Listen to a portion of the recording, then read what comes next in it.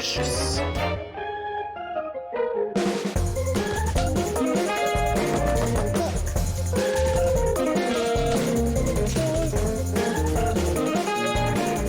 Delicious.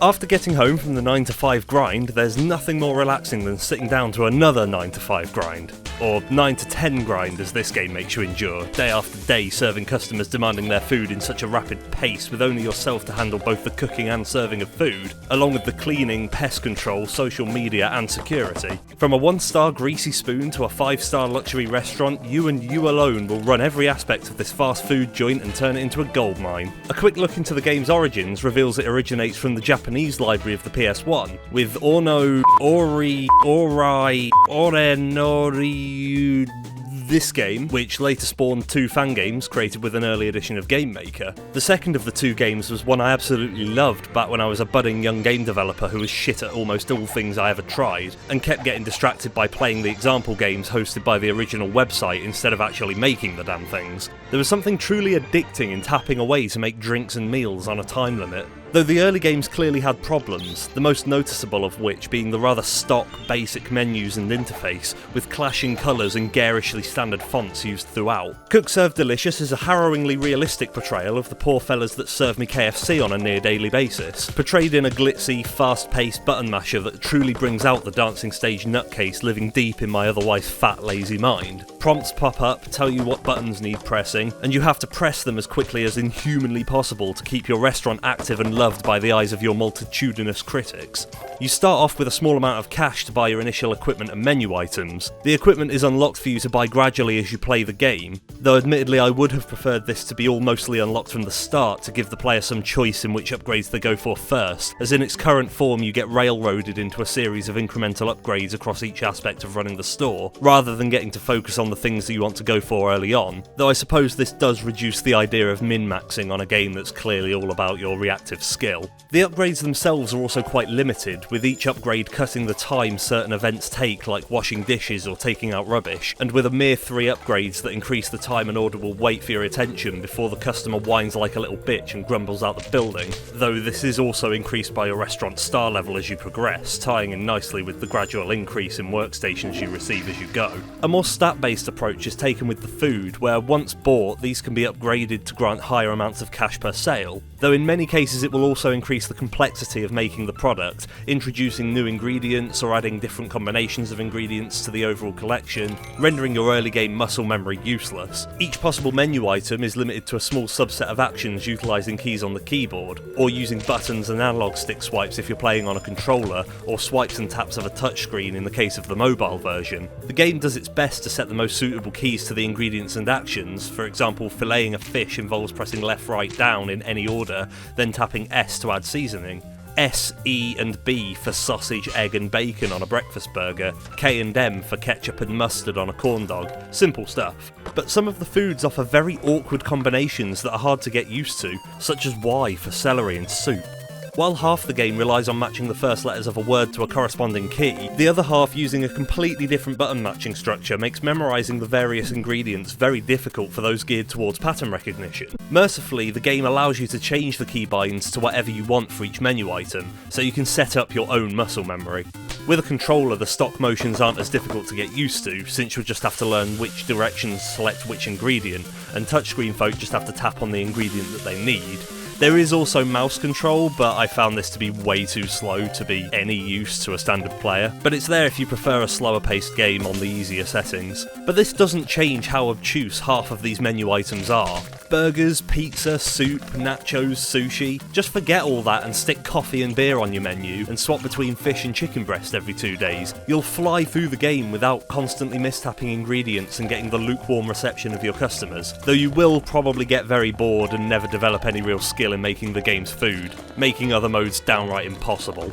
At the very least, on the normal difficulty, the game gives plenty of chance to learn the different foods. You can select from 2 difficulties at the start of your campaign, with a normal mode which starts you off with low resources, 4 order stations, and basically no buzz, letting you slowly build up your restaurant empire and learn every facet of the game. But for pro MLG 360-degree no-cook chefs, the expert difficulty starts you off with a lot more money, 6 order stations, and a significant buzz rating right from the start. Buzz is this game's form of a variable difficulty. With higher buzz comes more customers, with more customers comes more orders, and with more successful orders comes higher buzz. Being good at the game gradually boosts the number of customers you can have turn up throughout the day, and sucking hard makes the game easier to give you more time to create the perfect orders. This, combined with the increased difficulty of simply preparing the orders through the upgrade system, helps to intensify the game as you go, giving what feels like a very natural difficulty curve. This difficulty is then reduced by the likes of menu rot, where items that have been on your menu for several days at a time will knock off 5% buzz. Each food item also provides boosts or reductions. Healthy foods like salads stack a 5% buff for each one on your menu. Staple foods like coffee or beer never get hit by menu rot, though alcohol itself always has a slight debuff since your restaurant is situated in an office building. Easy access to booze is great for worker morale, but not so great for worker efficiency. To add to the hectic rush of customers, the rush hour event occurs twice per day, once around lunchtime and again around dinner time, where the number of customers popping in at once increases greatly. On the expert difficulty, and just generally once your restaurant is booming on the lower difficulty, this can mean that every slot on your restaurant is constantly full awaiting orders. If it didn't get difficult enough to handle the influx of customers, as you play you will unlock various catering events, which are short days worth of customers with a set menu of items. These range from simply serving drinks at a business conference to rapidly preparing pizzas and burgers for a party, and certain combinations can quickly get tough. It gets especially worse if you spent too much of the early game focusing on serving simple foods that only require a couple of button presses, when the game suddenly asks you to handle sushis and soups at the same pace of a simple breakfast burger. Seriously, these 2 items are tough to handle, requiring perfect knowledge of the options, and just one wayward pinch of the wrong ingredient goes your perfect order streak. On top of all this, throughout each day you will have to perform chores, each minigame they provide taking a fair bit of time, not contributing to cash earned and preventing you from preparing any other meals while you're doing so. Thankfully you can still serve meals while you're busy taking out the rubbish or carefully pulling back a mousetrap, but this does come into play rather regularly during rush hours. Those few extra seconds could be the difference between keeping your perfect combo or failing to serve that one important customer. Then just to further make things worse, you'll have to deal with the likes of thieves attempting to steal cash from you randomly throughout the day. While you've been flipping burgers and taking out trash, your money has been snatched away by some dark-dressed ne'er-do-well, and you're eventually approached by a police officer who requires a description of the perpetrator, all the while taking up valuable cooking and order fulfillment time. A witness gives the description of the perpetrator, and you have to match the description to the drawing pieces you can select from a menu. It's frustrating to have to do this so randomly and infrequently while your restaurant's state of service drops like a tank. However, comparing it back to the older game, the chores are at least done in a much more challenging but equally less time-wasting way. There you had to wash dishes by sweeping a sponge around in a slow-moving minigame, rapidly mash a key to chase after a thief and snatch your cash back, or just press a button. Okay. When this thief scene first popped up, I had no idea what I was doing, but it at least has a better, more learnable mechanic than just breaking your keyboard every time one sprints through. Then finally, for the truly hardcore among you, there's the Iron Cook Challenges! The game's multiplayer mode that pits you against others in a cook-off to the death! Pick one of several dozen chefs, including a wide selection of crossover characters from all kinds of games, and show off your skills with the knife and cooker. I feel like this mode could legitimately be an esport, requiring fast, perfectly trained reactions to obliterate each other in food-themed combat. There's a standard difficulty where 3 bad orders will fail you from the challenge, and then there's a more extreme difficulty which doesn't allow anything other than perfect orders. Very difficult indeed.